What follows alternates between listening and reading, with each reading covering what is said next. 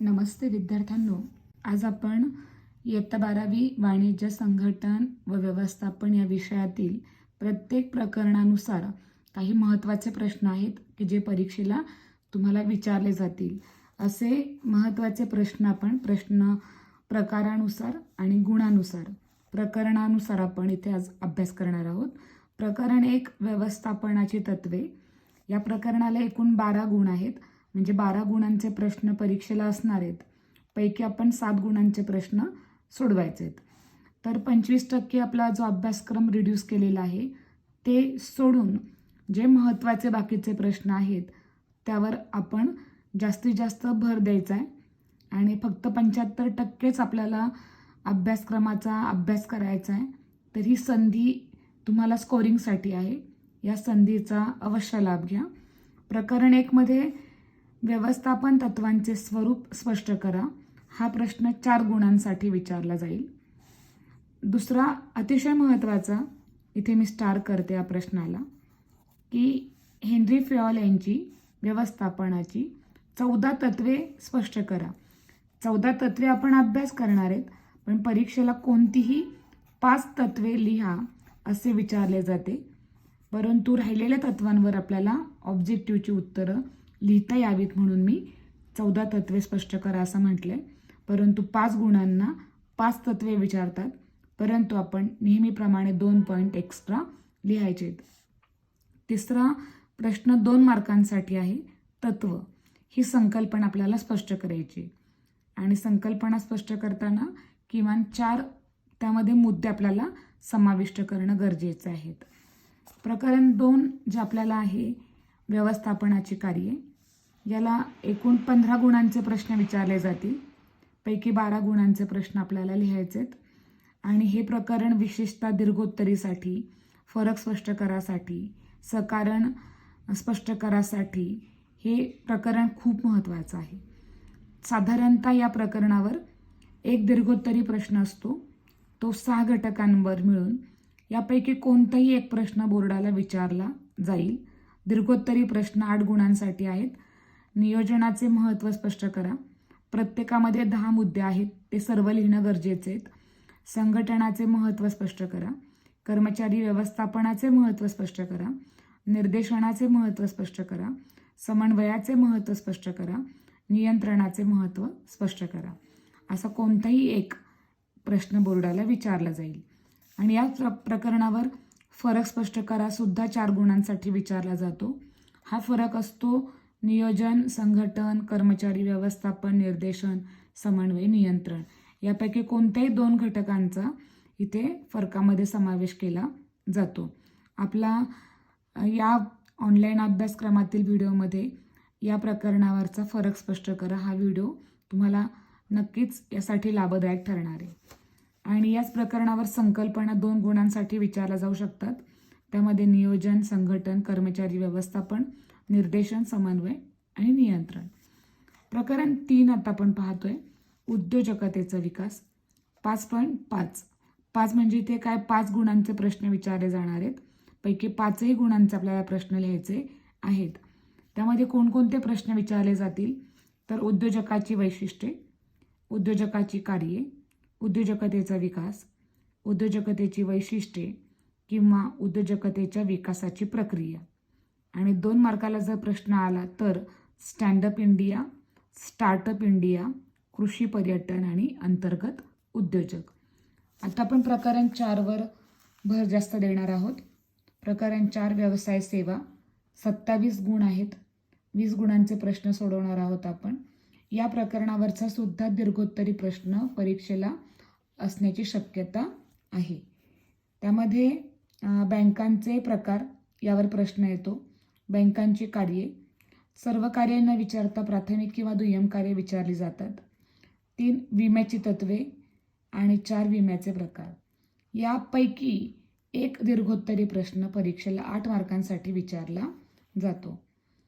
आता E banking सेवा, गोदामाची कार्ये, गोदामाचे प्रकार हा 4 किंवा 5 मार्काला लघुत्तरी प्रश्न असतो.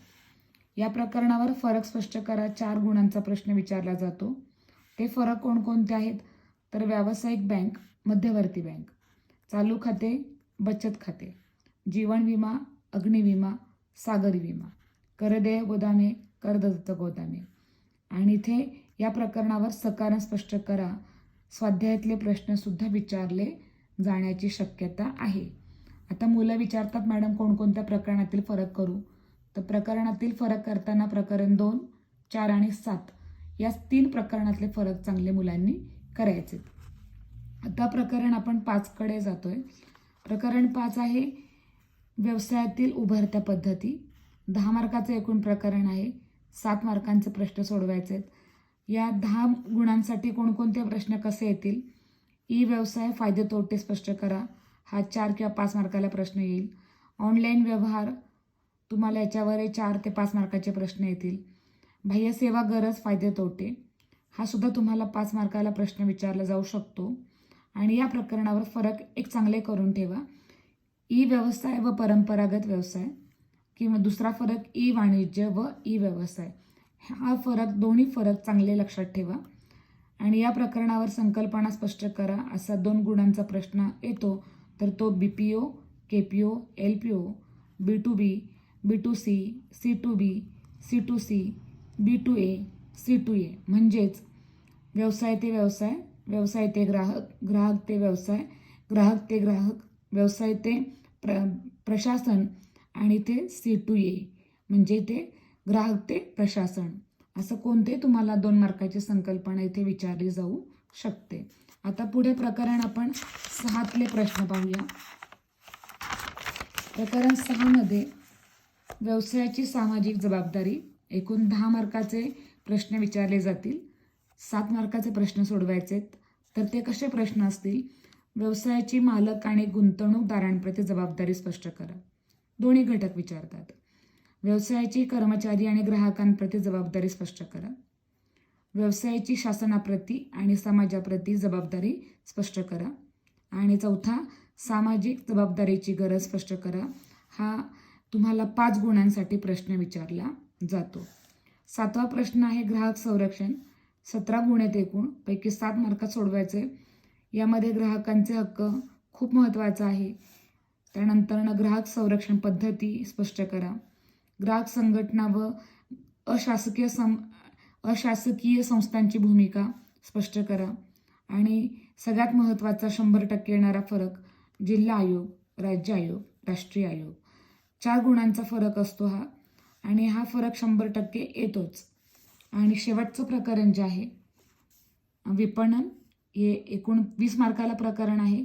15 मार्काचे प्रश्न आपण सोडवणार आहोत. प्रश्न पहिला, याच्यामध्ये दीर्घोत्तरी प्रश्न विचारले जातात 8 गुणांसाठी. विपणनाची कार्य स्पष्ट करा. एकूण 13-14 कार्य आहेत. पैकी आपल्याला फक्त इथे 8 गुणांसाठी 8 आणि 2 आपले एक्स्ट्रा पॉईंट आपण लिहिणार आहोत. दुसरा प्रश्न, विपणनाचे समाजासाठी महत्त्व आणि व्यवसाय संस्थेसाठी विपणनाचे महत्त्व स्पष्ट करा. आता या तिसरा प्रश्न आहे ग्राहकांसाठी विपणनाचे महत्त्व स्पष्ट करा. कोणत्याही टॉपिकवर तुम्हाला दीर्घोत्तरी प्रश्न इथे विचारला जातो. आणि लघुत्तरी प्रश्नांमध्ये विपणन मिश्रणाचे 7P स्पष्ट करा, किंवा वस्तू विपणन मिश्रचे 4P स्पष्ट करा, किंवा सेवा विपणन मिश्रचे 3P स्पष्ट करा. आणि संकल्पना विचारली गेली तर 2 गुणांसाठी विपणी संज्ञा ज्या आहेत त्यापैकी एक संज्ञा विचारली जाऊ शकते. म्हणजे अशा प्रकारे आपण काय केलं, आज प्रत्येक प्रकरणाला किती मार्कांचे कसे प्रश्न येतील यांचा अभ्यास केला आहे. आणि एक सहज तुम्हाला माहितीसाठी म्हणून, ज्याला फक्त पास व्हायचं आहे त्यांनी प्रकरण 2, 4, 8चा अभ्यास करायचा आहे. ज्याला प्रथम श्रेणीमध्ये पास व्हायचं 60%च्या अबव, त्यांनी 1, 2, 4, 7, 8 ही प्रकरणांचा अभ्यास करायचा आहे. आणि ज्याला 95पेक्षा जास्त गुण त्याला मिळवायचे आहेत, अशा सर्व प्रकरण त्यांनी काय करायचं, त्या विद्यार्थ्यांनी सर्व प्रकरणांचा अभ्यास करायचा आहे. अंतर्गत गुणांचं पास व्हायचे असेल तर फक्त व्यवसाय सेवा जरी प्रकरण पाठ केलं तरी मिळणारे मार्क 15 असतील. इंटरनल मार्क तुमचे 20, असे 35 मार्काने विद्यार्थी सहज पास होतात. त्यामुळे भिण्याची अजिबात काळजी नाही आहे. आणि सगळे विद्यार्थी आता परीक्षेला तयार असतील. तुम्हाला आणखी माझ्याकडनं काही मदत हवी असेल तर आपल्या कमेंट बॉक्समध्ये तुम्ही लिहून माझ्यापर्यंत पोहोचवू शकता. माझ्या सर्व अभ्यास करणाऱ्या विद्यार्थ्यांना माझ्या मनापासून शुभेच्छा. बोर्ड परीक्षेला खूप खूप शुभेच्छा. धन्यवाद.